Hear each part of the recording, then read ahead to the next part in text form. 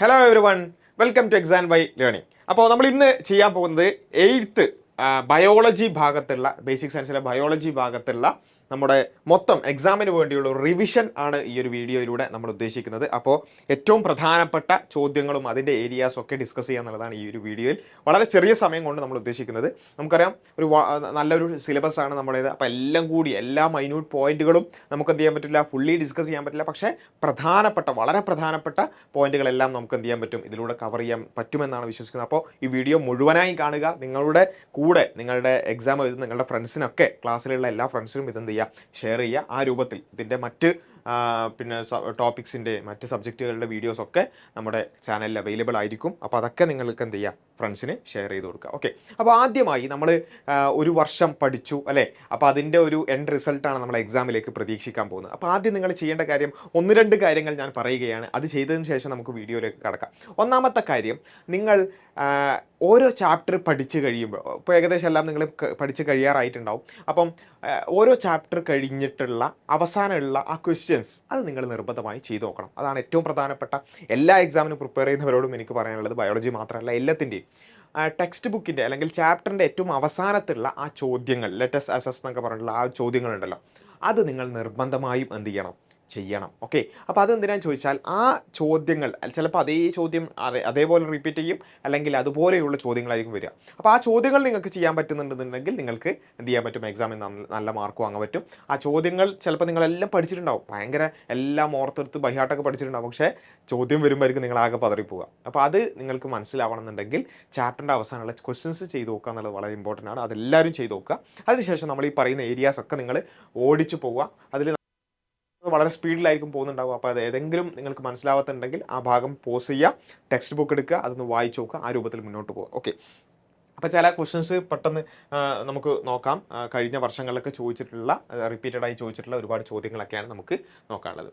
Find the odd one from the following and write the common feature of them. അതായത് ഇതിലുള്ള odd one നിങ്ങൾ എടുക്കുക, ഏതോ ഒന്ന് പിന്നെ ഒറ്റപ്പെട്ടതാണ്, അതിനെ നിങ്ങൾ എടുക്കുക.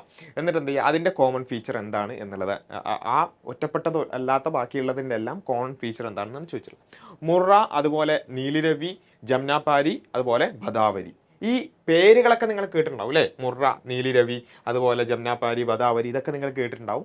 പക്ഷേ അത് ചിലപ്പോൾ നമ്മൾ ഓരോന്നിൻ്റെ എക്സാമ്പിളായിട്ടും പഠിച്ചിട്ടുണ്ടാവും. പക്ഷേ ഇങ്ങനെ വരുമ്പോൾ നിങ്ങൾക്ക് ആൻസർ ചെയ്യാൻ പറ്റുന്നുണ്ടോ, അതാണ് ചോദ്യം. ഓക്കെ, അപ്പോൾ നമ്മൾ ഏരിയാസിനപ്പുറത്ത് ചോദ്യങ്ങൾ എങ്ങനെ വരുന്നു എന്നുള്ളത് കൂടിയാണ് നമ്മൾ നോക്കുന്നത്. അതാണ് പ്രധാനമായിട്ട് ഈ വീഡിയോ നോക്കുന്നത്.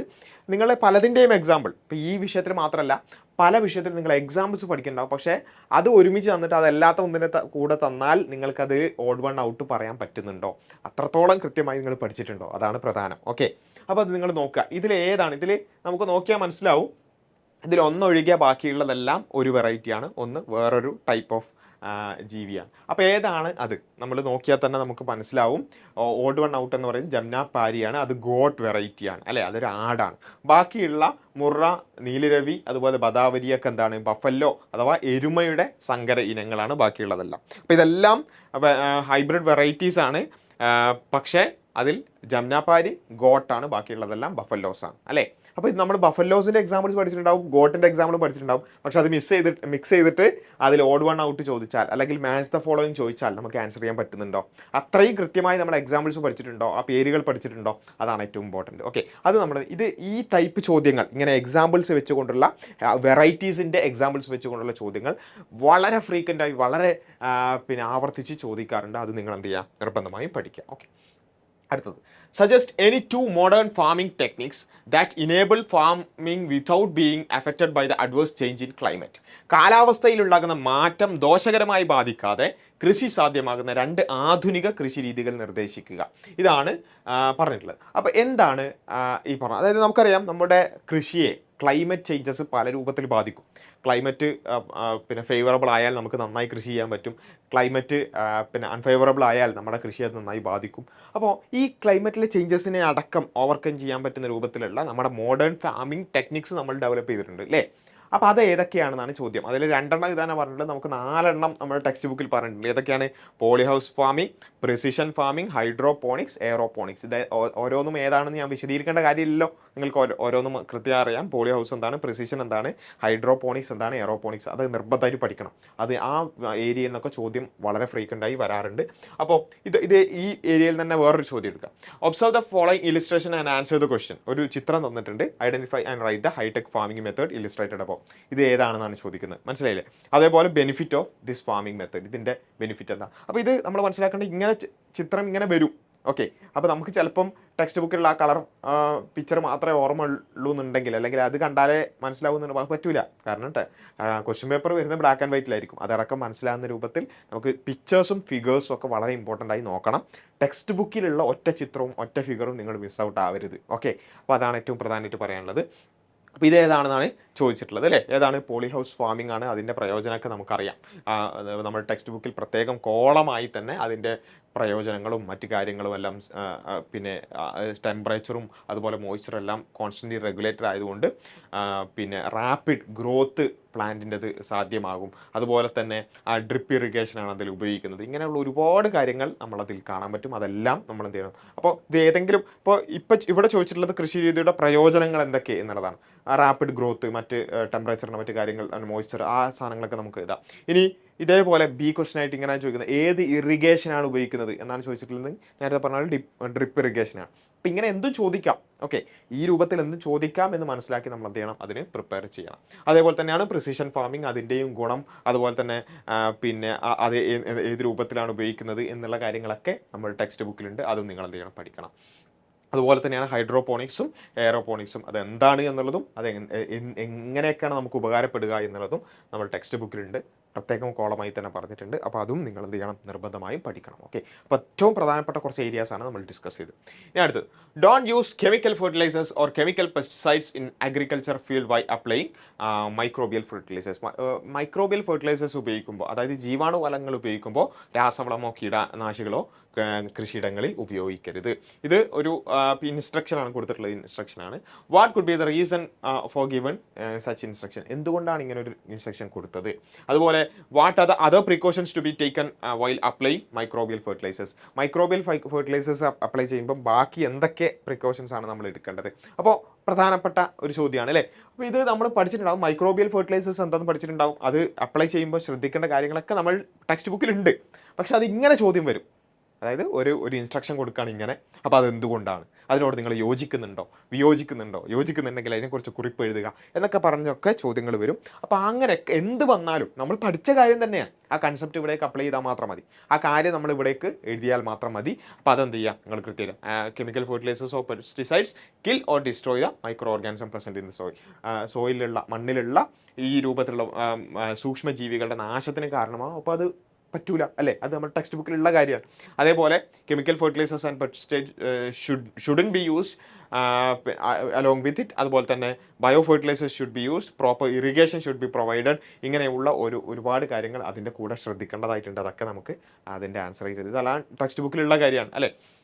അതുപോലെ തന്നെ any two bacteria present in the microbial fertilisers applied by farmers to increase nitrogen content in the soil. Nitrogen content കൂട്ടാൻ വേണ്ടി, നൈട്രജൻ്റെ അളവ് വർദ്ധിപ്പിക്കാനായി കർഷകർ ഉപയോഗിക്കുന്ന 2 ബാക്ടീരിയകളുടെ പേര് ഏതൊക്കെയാണ് നമുക്കറിയാം. Rhizobium, acetobacter. ഇങ്ങനെയുള്ള ഒരുപാട് എക്സാമ്പിൾസ് നമ്മൾ എന്ത് ചെയ്തിട്ടുണ്ട്? പഠിച്ചിട്ടുണ്ട്. അപ്പോൾ അതൊക്കെ നമുക്ക് അറിയണം. ഓക്കെ, ഇത് വളരെ ഇമ്പോർട്ടൻ്റ് ആയിട്ടുള്ള മറ്റൊരു ഏരിയയാണ്.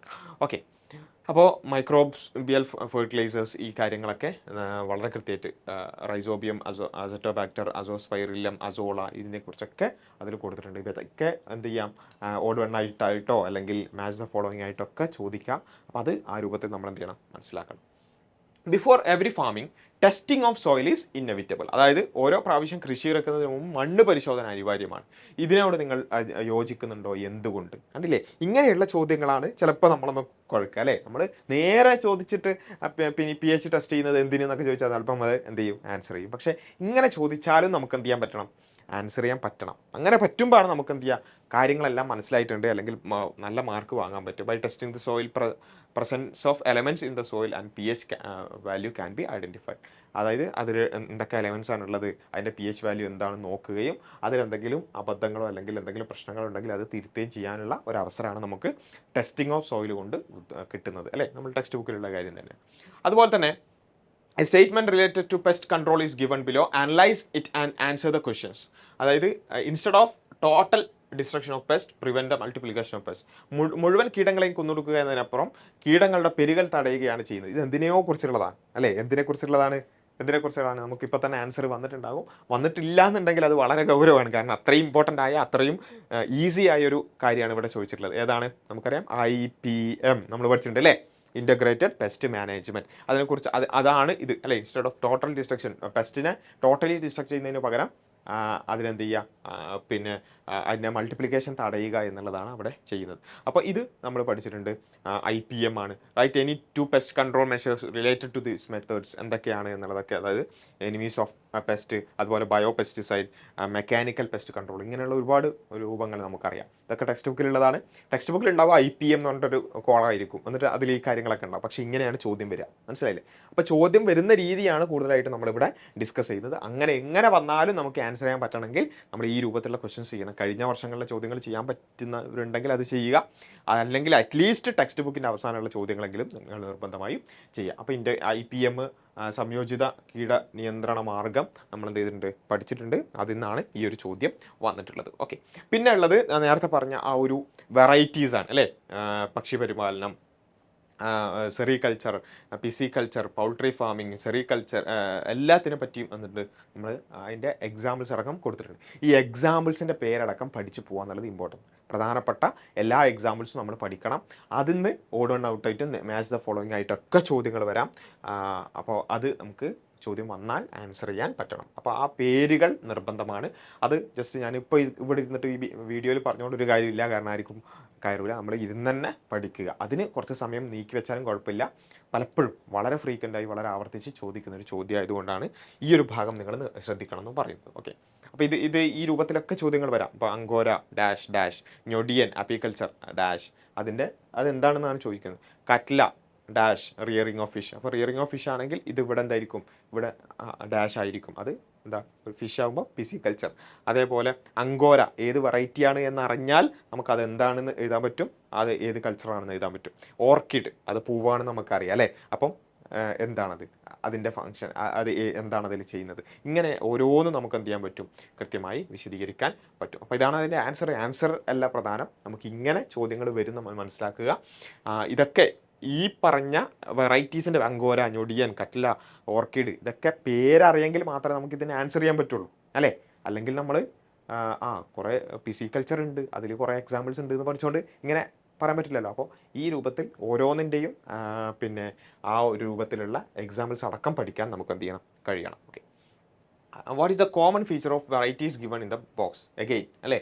മൂവാണ്ടൻ, വെച്ചൂർ, അതുപോലെ ഞാലിപ്പൂവൻ, മലബാരി, ഇതിൻ്റെയൊക്കെ ഒരു കോമൺ ഫീച്ചർ എന്താണ്? ഇതെല്ലാം ഒരു ടൈപ്പ് ഓഫ്, നമുക്കറിയാം ഞാലിപ്പൂവനും മലബാരിയും വെച്ചൂറും മൂവാണ്ടനും ഇതൊക്കെ വേറെ വേറെ സാധനങ്ങളുടെ വെറൈറ്റീസാണ്. പക്ഷേ ഇതിനെന്തോ ഒരു കോമൺ ഫാക്ടർ ഉണ്ട് എന്നാണ് പറഞ്ഞത്. ഇതിലെന്തോ ഒരു പൊതു സവിശേഷതയുണ്ട്. അതെന്താണ്? നമുക്കറിയാം, നമ്മൾ പഠിച്ചിട്ടുണ്ട്. എന്താണ്? നേറ്റീവ് വെറൈറ്റീസ്, അതായത് നമ്മുടെ നാട്ടിനങ്ങളുടെ ഒരു കോളം നമ്മൾ പഠിച്ചിട്ടുണ്ട്, അല്ലേ? അതായത് ഓരോ നാട്ടിലുള്ള നാട്ടിനങ്ങൾ, അവിടെ മാത്രമായി കാണുന്ന നാട്ടിനങ്ങൾ, അതിൻ്റെ പ്രത്യേകതകളൊക്കെ നമ്മൾ പഠിച്ചിട്ടുണ്ട്. അതേപോലെ അതിൻ്റെ എക്സാമ്പിൾസും പഠിച്ചിട്ടുണ്ട്. അതിൽ പഠിച്ചതാണ് മൂവാണ്ടൻ, അല്ലേ? അതേപോലെ ഞാലിപ്പൂവൻ, വെച്ചൂർ, മലബാറി, ഇതൊക്കെ നമ്മൾ അതിൽ പഠിച്ചതാണ്. അപ്പോൾ അതേ കാര്യം ചോദിച്ചിട്ടുള്ളൂ. അപ്പോൾ നമ്മൾ നാട്ടിനങ്ങളെ കുറിച്ചൊക്കെ കുറേ പഠിച്ചിട്ടുണ്ട്, അല്ലെങ്കിൽ അതെന്താണെന്നൊക്കെ പഠിച്ചു വെച്ചിട്ട് കാര്യമുണ്ടോ? ഇല്ല. അതിൻ്റെ എക്സാമ്പിൾസ് അടക്കം പഠിച്ചാലേ ആൻസർ ചെയ്യാൻ പറ്റുള്ളൂ. അപ്പോൾ അതാണ് ഞാൻ പറഞ്ഞത്, എക്സാമ്പിൾസ് അടക്കം പഠിക്കണം, എങ്കിൽ മാത്രമേ നിങ്ങൾക്ക് ആൻസർ ചെയ്യാൻ പറ്റുള്ളൂ. ഓക്കെ, അടുത്തൊരു ചോദ്യം. Identify the relation between the words of first pair and complete the second. തന്നിട്ടുള്ള പദബന്ധം മനസ്സിലാക്കി വിട്ടുപോയ ഭാഗം പൂരിപ്പിക്കുക. മഷ്റൂം ഫഞ്ചൈ, കുമിൽ ഫങ്ജൈ, അമീബ ഡാഷ്. അപ്പം നമ്മൾ മനസ്സിലാക്കേണ്ടത് ഇതും തമ്മിലുള്ള ബന്ധം എന്താണോ അതാണ് ഇതും തമ്മിലുള്ള ബന്ധമാകേണ്ടത്. ഓക്കെ, മഷ്റൂം ഫഞ്ചൈ എന്ന് പറഞ്ഞാൽ എന്താ? മഷ്റൂം ഫംഗസ് ആണ്, അല്ലേ? എന്ന് വെച്ചാൽ ഫംഗസ് കിങ്ഡത്തിലുള്ളതാണ് മഷ്റൂം. അപ്പോൾ ഇവിടെ ചോദിക്കുന്നത് എന്താ? Amoeba dash. അമീബ ഏത് കിങ്ഡത്തിലുള്ളതാണെന്നാണ് ചോദിക്കുന്നത്. നമുക്കറിയാം ഏതായിരിക്കും? യെസ്, അമീബ പ്രൊട്ടിസ്റ്റയിലുള്ളതാണ് അല്ലേ, പ്രൊട്ടിസ്റ്റ, കിങ്ഡം പ്രൊട്ടിസ്റ്റ. ഓക്കെ. കാറ്റ് ഫെലിസ് ഡൊമസ്റ്റിക്കസ്, കാറ്റ് ഫെലിസ് ഡൊമസ്റ്റിക്കസ്. അപ്പോൾ കാറ്റും ഫെലിസ് ഡൊമസ്റ്റിക്കസും തമ്മിലുള്ള ബന്ധമാണ് ക്രോയും ഡാഷും തമ്മിൽ ഉണ്ടാവേണ്ടത്. അപ്പോൾ ആ ഡാഷ് എന്തായിരിക്കും? കാറ്റ് ഫെലിസ് ഡൊമസ്റ്റിക്കസ് എന്ന് പറഞ്ഞാൽ അവിടെ ചോദിക്കുന്നത് ഒരിക്കലും കിങ്ഡം അല്ല, അവിടെ സയൻറ്റിഫിക് നെയിമാണ് ചോദിക്കുന്നത്. അപ്പോൾ ക്രോ എന്തായിരിക്കും? ക്രോൻ്റെ സയൻറ്റിഫിക് നെയിം നമുക്കറിയാം, എന്താണ്? കോർവസ് സ്പ്ലെൻഡൻസ് ആണ് അല്ലേ. അപ്പോൾ ആ നിലക്ക് എന്ത് ചെയ്യണം? പിന്നെ പൂരിപ്പിക്കണം. അപ്പോൾ അതിൽ നമുക്ക് അറിയേണ്ട കാര്യം എന്താ വെച്ചാൽ, ഒന്ന് കിങ്ഡംസ് അറിയണം, അതേപോലെ അതിൻ്റെ എക്സാമ്പിൾസ് അറിയണം. 5 കിങ്ഡം ക്ലാസിഫിക്കേഷൻ നമുക്ക് എല്ലാവർക്കും അറിയണ്ടാവും. അപ്പോൾ കിങ്ഡംസ് അറിയാം, അതല്ലെങ്കിൽ നമ്മുടെ ചാനലിലൊക്കെ ഓൾറെഡി അതിൻ്റെ വീഡിയോസൊക്കെ അവൈലബിൾ ആണ്, അതൊക്കെ കണ്ട് മനസ്സിലാക്കുക. ഇപ്പം 5 കിങ്ഡം ക്ലാസിഫിക്കേഷനും അതിൻ്റെ എക്സാമ്പിൾസും നമ്മൾ നിർബന്ധമായും അറിയണം. ഇനി name of 2 scientists of related to taxonomy is given below. Write their contributions in their field. Charakan, John റേയും ചരകനും കൊടുത്തിട്ടുണ്ട്. ഇത് നമ്മൾ പഠിച്ചിട്ടുണ്ടാവും അല്ലേ, നമ്മൾ ടെക്സ്റ്റ് ബുക്കിൽ ഏകദേശം 3-4 കോളംസിലായിക്കൊണ്ട് 4 ആൾക്കാരുടെ പേരും ചിത്രമൊക്കെ കൊടുത്തിട്ടുണ്ട്. അപ്പോൾ അതിൽ അവരുടെ കോൺട്രിബ്യൂഷൻ എന്താണെന്ന് എഴുതിയിട്ടുണ്ട്. ഈ 5 5 ചരകൻ, ജോൺ റേ എന്ന് പറഞ്ഞാൽ സ്പീഷീസ് ആദ്യമായി സ്പീഷീസ് എന്ന ടേം ആദ്യമായി കോയിൻ ചെയ്തത് ജോൺ-റേ ആണ്. ചരകനാണെങ്കിൽ ഫാദർ ഓഫ് ആയുർവേദയാണ്, ചരക സംഹിത എഴുതിയത് അദ്ദേഹമാണ്. അതേപോലെ കാൾ ലിനേഴ്സ് ആണെങ്കിൽ മോഡേൺ ടാക്സണമി ഹൈറാർക്കി, ബൈനോമിയൽ നോമൻക്ലേച്ചർ, നേരത്തെ പറഞ്ഞ ഫെലിസ് ഡൊമസ്റ്റിക്കസ് എന്നൊക്കെ പറഞ്ഞുള്ള സയൻറ്റിഫിക് പേരുകൾ ഉണ്ടല്ലോ, അതൊക്കെ കാൾ ലിനേഴ്സ് ആണ്.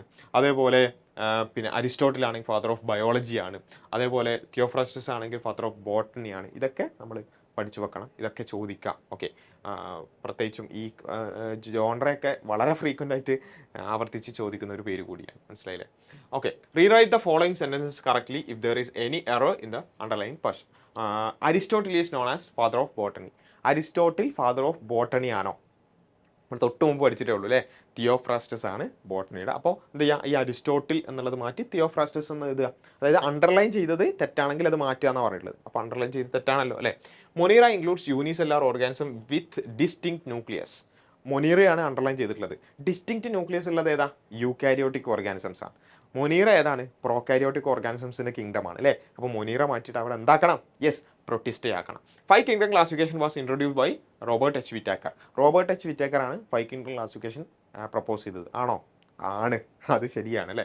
അപ്പോൾ ഇവിടെ എന്ത് ചെയ്യേണ്ടതില്ല, നമ്മൾ മാറ്റേണ്ടതില്ല, അത് അതേപോലെ എഴുതിയാൽ മതി. ഓക്കെ. അപ്പോൾ ആ രൂപത്തിലാണ് നമുക്ക് അങ്ങനെയുള്ള ക്വസ്റ്റ്യൻസ് കാണാൻ പറ്റുക. റോബർട്ട് എച്ച് വിറ്റാക്കർ തന്നെയാണ് 5 കിങ്ഡം ക്ലാസിഫിക്കേഷൻ പ്രപ്പോസ് ചെയ്തത്. 5 കിങ്ഡംസും അല്ലേ, ഏതൊക്കെയാണ്? Monera, Protista, fungi, plant, Animalia. 5 kingdoms. അതിലുള്ളത് ഉൾപ്പെടുന്ന ജീവികൾ അല്ലേ, ബാക്ടീരിയ, അമീബ, മഷ്റൂംസ് അഥവാ കുമിളുകൾ, പ്ലാന്റ്സ്, ആനിമൽസ്. അതിൻ്റെ പെക്യൂലിയാരിറ്റീസ് എന്തൊക്കെയാണ്? നമ്മളാകെ നോക്കേണ്ടത് മൊനീറ എന്ന് പറഞ്ഞാൽ പ്രോകാരിയോട്ടാണ്, ബാക്കിയുള്ളതെല്ലാം യൂക്കാരിയോട്സ് ആണ്. അത്രേ ഉള്ളൂ. മൊനീറ, പ്രോകാരിയോട്സ്, ബാക്കിയുള്ളതെല്ലാം യൂക്കാരിയോട്സ്. അതിൽ യൂക്കാരിയോട്സ് എടുക്കുകയാണെങ്കിൽ പ്രൊട്ടിസ്റ്റ, യൂണിസെല്ലാർ, ബാക്കിയുള്ളതെല്ലാം മൾട്ടിസെല്ലാർ. പിന്നെ ഉള്ളത് ഫഞ്ച, പ്ലാന്റ്. അത് രണ്ടും എന്താണ്? പിന്നെ സെൽവാൾ ഉള്ളതാണ്. ഫഞ്ചെ ഹെട്രോട്രോഫിക് ആണ്, അഥവാ ഡീകമ്പോസേഴ്സ് ആണ്. അതേപോലെ പ്ലാന്റ് എന്ന് പറയുന്നത് ഓട്ടോട്രോഫിക് ആണ്, ഫോട്ടോസിന്തസിസ് നടത്തുന്ന ആൾക്കാരാണ്. ആനിമേലിയ എന്ന് പറഞ്ഞാൽ സെൽവാൾ ഇല്ലാത്ത മൾട്ടിസെല്ലാർ, പിന്നെ മൾട്ടിസെല്ലാർ ആയിട്ടുള്ള യൂക്കാരിയോട്ടിക് ഓർഗാനിസംസ് ആണ്. ഇങ്ങനെയുള്ള ഈ കാര്യങ്ങളൊക്കെ നമ്മൾ ഓൾറെഡി ഡിസ്കസ് ചെയ്താണ് കഴിഞ്ഞ വീഡിയോകളിലൊക്കെ. അപ്പോൾ അത് നിങ്ങൾ കൃത്യമായി പഠിക്കുക. Okay. The statement given below make corrections in the portions underline. കോഡാറ്റ is A phylum കോഡാറ്റ ആണോ? ആണ് എന്ന് നമുക്കറിയാം. Okay. Genus is A group of organism that can produce of springs through sexual reproduction. Sexual റീപ്രൊഡക്ഷനിലൂടെ of springs produce ചെയ്യുന്ന genus ആണോ? അല്ല, species ആണ്. Okay. Genus join to form family ആണോ? അപ്പോൾ ഈ രൂപത്തിൽ നമുക്ക് തെറ്റുണ്ടെങ്കിൽ അത് മാത്രം അണ്ടർലൈൻ ചെയ്തിട്ട് തെറ്റുണ്ടെങ്കിൽ അത് മാത്രം എന്ത് ചെയ്യുക, കറക്റ്റ് ചെയ്യുക എന്നുള്ളതാണ് ഇത്തരം ക്വസ്റ്റ്യൻസിൽ ചെയ്യാനുള്ളത്. ഓക്കെ. അപ്പോൾ species, genus, family, order, class, phylum, ഇതാണ് ഹൈറാർക്കി. ഓക്കെ. ടാക്സണമിക് ഹൈറാർക്കി ഇതാണ്. അപ്പോൾ ഇവിടെ നേരത്തെ ചോദിച്ചിട്ടുള്ളത് genus join to form family, ഇതാ species join to form genus, genus join to form family, family joins to form order, order join to form class, phylum, kingdom. ഇങ്ങനെയാണ് അതിൻ്റെ hierarchy. മനസ്സിലായില്ലേ? അപ്പോൾ അത് അങ്ങനെ തന്നെ എഴുതുക. Each organism have different name at different places. What is the scientific method to overcome this problem? Overcome ചെയ്യാൻ എന്താ ചെയ്തത്? നമ്മൾ ബൈനോമിയൽ നോമൻക്ലേച്ചർ ആരുണ്ടാക്കി? കാൾ ലിനേഴ്സ് ഉണ്ടാക്കി അല്ലേ. Write the scientific name of tiger and paddy. ടൈഗറിൻ്റെയും പാഡിയുടെയും, അതായത് നെല്ലിൻ്റെയും അതുപോലെ കടുവയുടെയും പിന്നെ സയൻറ്റിഫിക് നെയിം എഴുതുക എന്നുള്ളതാണ്. അതായത് ദിനാമ പദ്ധതിയാണ് അതിൻ്റെ പിന്നെ സൊല്യൂഷൻ. ടൈഗറിൻ്റെ പാന്ത്രാ ടൈഗർസും, പാഡി ഓറൈസ സറ്റൈവമാണ് അല്ലേ. അപ്പോൾ ഇങ്ങനെയുള്ള ബൈനോമിയൽ നോമൻക്ലേച്ചറിനെ കുറിച്ചുള്ള ഭാഗം വളരെ ഇമ്പോർട്ടൻ്റ് ആണ്. ബാക്കി പ്രധാനപ്പെട്ട കുറച്ച് ക്വസ്റ്റ്യൻസ് കൂടി ഇവിടെ തന്നിട്ട് നിങ്ങൾ എന്ത് ചെയ്യുക, അതുകൂടി ഒന്ന് റെഫർ ചെയ്യുക. പിന്നെ പിന്നെ എന്തിനെ കുറിച്ചാണ് പറഞ്ഞിട്ടുള്ളത്, ഒരു സെല്ലിൻ്റെ ഉള്ളിൽ മാത്രം ജീവിക്കാൻ പറ്റുന്ന, ഹോസ്റ്റ് സെല്ലിൻ്റെ ഉള്ളിൽ മാത്രം മൾട്ടിപ്ലൈ ചെയ്യാൻ പറ്റുന്ന എന്തിനെ കുറിച്ച്, അതേതാണ് നമുക്കറിയാം, വൈറസ് ആണ്. വൈറസിനെ കുറിച്ചുള്ള ഭാഗം നിങ്ങൾ നിർബന്ധമായും മനസ്സിലാക്കണം. അതിൻ്റെ എക്സാമ്പിൾസ് എബോള, കൊറോണ, അതുപോലെ HIV, ഇതൊക്കെ നമുക്ക് അറിയാം. ഓക്കെ, അപ്പോൾ ഇങ്ങനെയുള്ള പ്രധാനപ്പെട്ട ഒരുപാട് ഏരിയാസ്, ഞാൻ എല്ലാ ഏരിയാസും അല്ല കവർ ചെയ്യുന്നില്ല, ഏരിയാസ് മൊത്തം കവർ ചെയ്യണമെങ്കിൽ ഒരു വർഷം കൊണ്ട് നിങ്ങൾ പഠിച്ചതാണ് അല്ലേ, ഒരുപാടുണ്ട്. പക്ഷേ ആ ചോദ്യങ്ങൾ വരുന്ന രീതിയും പ്രധാനപ്പെട്ട ഏരിയാസുമാണ് നമ്മൾ ഡിസ്കസ് ചെയ്തത്. അപ്പോൾ അതൊക്കെ പഠിക്കുക. ഈ വീഡിയോ കൊണ്ട് മാത്രം എല്ലാം ആവില്ല, ഉറപ്പാണ്, കാരണം ബാക്കിയും ഒരുപാട് നമുക്ക് പഠിക്കാനുണ്ട്. അപ്പോൾ അതൊക്കെ നിങ്ങൾ നിർബന്ധമായും പഠിക്കുക. കൃത്യമായി പ്രിപ്പയർ ചെയ്ത് ടെക്സ്റ്റ് ബുക്കിൻ്റെ അവസാനമുള്ള ക്വസ്റ്റ്യൻസ് ഒക്കെ ചെയ്ത് കൃത്യമായ ഒരു പ്രിപ്പറേഷനോട് കൂടി നിങ്ങൾ എന്ത് ചെയ്യുക, നാളെ എക്സാമിന് പോവുക. അപ്പോൾ അങ്ങനെ എക്സാമിന് എല്ലാവർക്കും അടിപൊളിയായി പെർഫോം ചെയ്യാൻ പറ്റട്ടെ എന്ന് പ്രത്യേകം ആശംസിക്കുകയാണ്. Okay, all the best for your exams. Okay, exam കഴിഞ്ഞിട്ട് നിങ്ങളുടെ എക്സാം ഒക്കെ എങ്ങനെ ഉണ്ടായിരുന്നു എന്നുള്ളത് താഴെ വന്ന് കമൻറ്റ് ചെയ്യുക. Okay, by.